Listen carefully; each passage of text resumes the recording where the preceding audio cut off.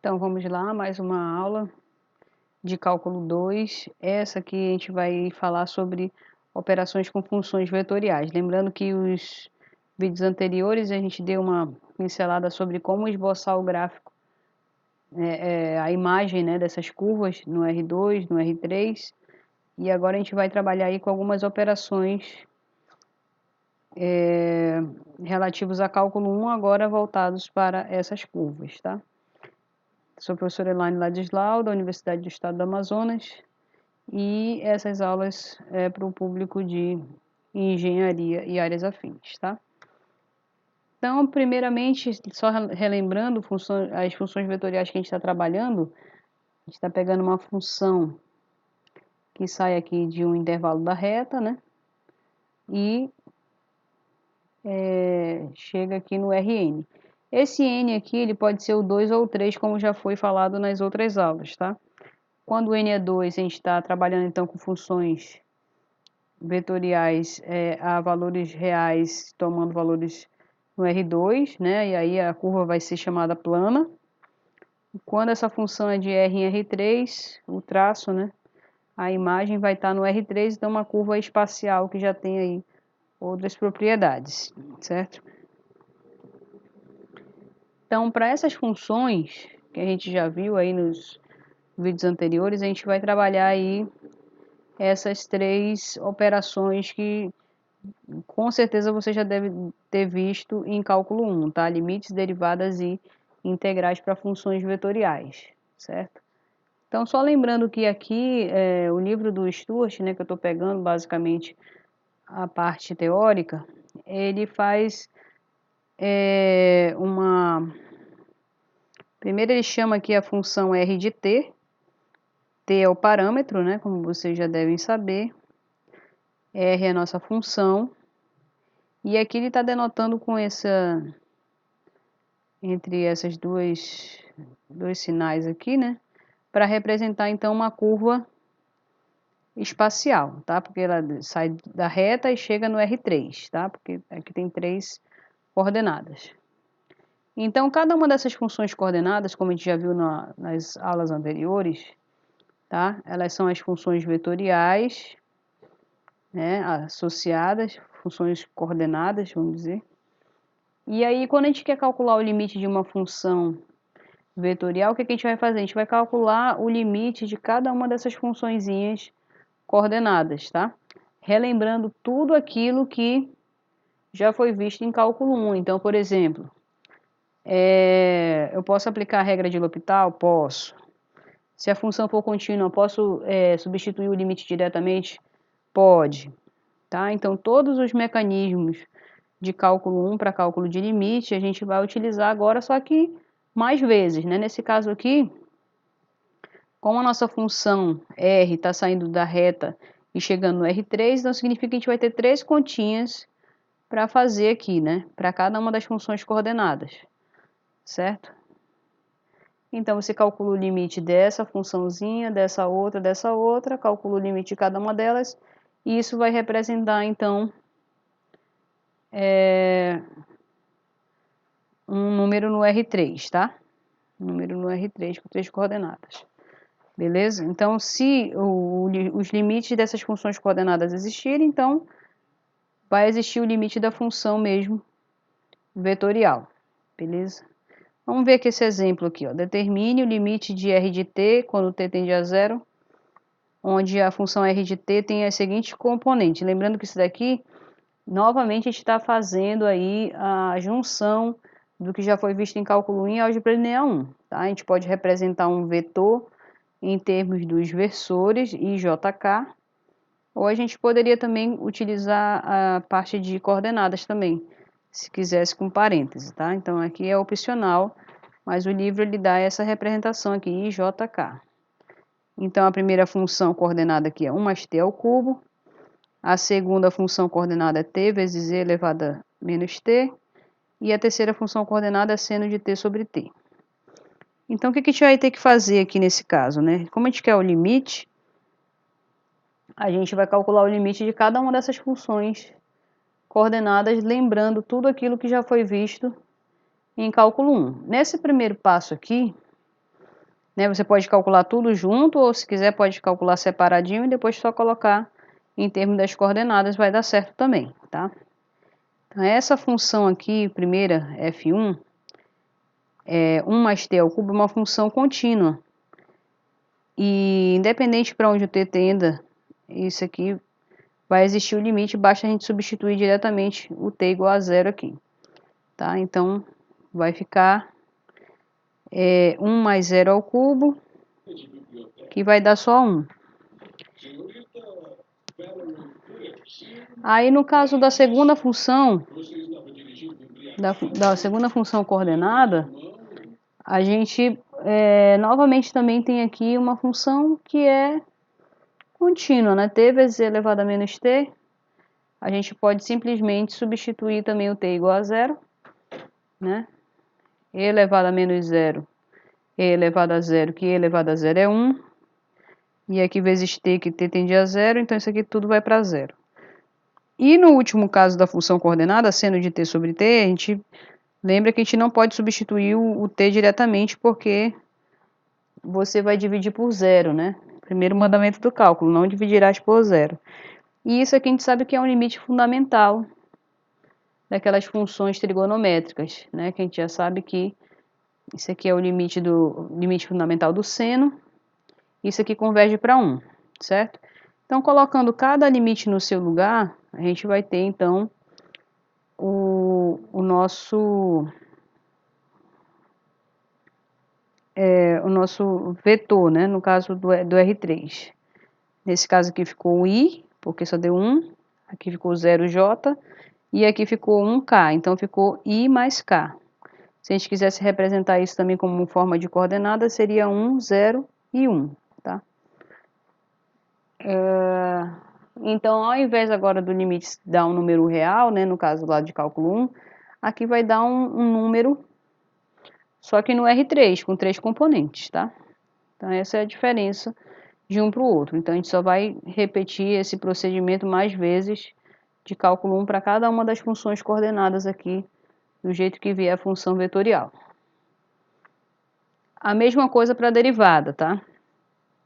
A derivada continua tendo a mesma ideia geométrica, né? E o procedimento também vai ser exatamente como no limite, tá? Então, se a gente tiver uma função aqui, r de t, igual a raiz de ti mais 2 menos tj, né? Essa função aqui está saindo de r e chegando no R2, né? Tem duas funções coordenadas, e a gente quer calcular a derivada dessa curva, né? Então, para calcular a derivada, a gente vai derivar cada uma das funções coordenadas, e se quiser depois aplicar isso em algum parâmetro específico, a gente só depois substitui, tá? E lembrando, todas as regras de derivação também são válidas para esse tipo de função coordenada, tá? Então, aqui a função raiz de t, a gente pode escrever como potência t elevado a meio, e aí quando a gente faz a derivada de t elevado a meio, dá 1 sobre 2 raiz de t. E, no caso, a primeira componente, né? A segunda a gente vai derivar novamente em relação a t. Derivada de constante é 0, derivada de menos t é menos 1, j. Então, aqui nesse caso, pessoal, aqui tem uma certa confusão, porque no caso do limite, a gente interpreta isso como um número. Aqui, no caso da derivada, isso aqui já é um vetor. E esse vetor, pelo fato de estar escrito dessa maneira, ele tá orientado na origem do sistema, certo? Então, aqui você tem dois trabalhos. Você vai calcular a derivada e, se no caso quiser aplicar em algum parâmetro, ok, aplica, mas depois você vai ter que ter o trabalho de movimentar o vetor para cima do ponto, tá? Então, tem essa diferença entre o limite e a derivada aqui dessas funções vetoriais. Como ele queria aqui, ó, desenhe o vetor posição R de 1 e o vetor tangente R' de 1. Então, aqui, ó, a gente já calculou a vetor derivada. Agora, a gente aplica no parâmetro t igual a 1, certo? Deu esse vetorzinho aqui, meio de i menos j. Então, só lembrando, essa função vetorial, ela é uma curva, né? Plana. Você pode identificar lá as funções e depois tentar fazer a substituição do parâmetro para ficar só em termos de x e y, como a gente viu no outro vídeo. Tá? Então, seria essa curva aqui, essa parábolazinha aqui, certo? Agora, perceba o seguinte, onde que vai estar localizado esse vetor tangente? Em cima do R de 1. Então, R de 1 vai ser I mais J. Então, ou seja, o vetor 1, 1. Então, aqui perceba o seguinte, ó, a gente vai colocar aqui o vetor, o ponto 1, 1 de coordenadas. Isso aqui vai estar um vetorzinho aqui, posição, ó, saindo da origem até esse ponto. Então, nosso ponto de referência é o ponto que está sobre a curva. É esse ponto aqui. O vetor tangente ele vai estar em cima desse ponto. Mas, novamente, ele vai ser localizado na origem e a gente vai transportar ele para cima desse ponto, tá? Então, tem esses dois trabalhos. Então, R' de 1 deu meio, coordenada meio e menos 1, né? Ó, se a gente fosse esboçar aqui meio e menos 1, ele estaria para cá, ó. Certo? Aqui na origem. Só que a gente tem que movimentar esse vetor para cima desse ponto. Então, por isso que ele ficou aqui, ó, de rosinha. Esse é o R' de 1, esse aqui é o vetor posição. Então, tem essa diferença no caso de curvas, tá? A gente tem que localizar, primeiramente, o ponto, que esse ponto vai estar sobre a curva, vai localizar o vetor que está na origem e movimentar ele para cima do ponto. Então, tem esses dois trabalhos aí no caso da derivada de uma curva, tá? Porque todo vetor tangente à curva, ele vai estar tangenciando a curva, ele não vai estar fora da curva, ele tem que estar sobre cada ponto da curva. Então, em cada ponto, você vai localizar o vetor na origem do sistema, mas aí você arrasta ele para cima do ponto sobre a curva, tá? E assim, a gente vai ter aí o vetor velocidade em cada ponto da curva, certo? Então, a gente tem esse pequeno trabalho na hora de trabalhar aí com as curvas vetoriais. As regras de derivação, elas vêm exatamente de cálculo 1, né? Derivada da soma é a soma das derivadas. Derivada de uma constante vezes a função, a constante sai, fica a derivada da função. E a derivada do produto também vai valer, derivada da primeira vezes a segunda, mais a primeira vezes a derivada da segunda. E uma coisa diferente aqui são essas três últimas operações, que é quando a gente está trabalhando aí com derivada de produto interno, derivada do produto vetorial e derivada de função composta, tá? Aqui é como se eu estivesse arrastando, ó, vai valer a regra do produto, só que a operação interna aqui, ela continua. Então, derivada da primeira, interno a segunda, mais a primeira, interno a derivada da segunda. Então, é como se você estivesse arrastando essa operação aqui, que está aqui dentro, preservando aqui dentro do colchete, tá? Então, se é um produto interno, continua valendo o produto interno aqui nas duas parcelas. Se for um produto vetorial, vai valer a regra do produto, só que arrastando o produto vetorial aqui, para cada um desses produtos. E no caso da regra da cadeia, seria a mesma coisa, né? Derivada da interna, f' de t, vezes a derivada da externa, aplicando na interna.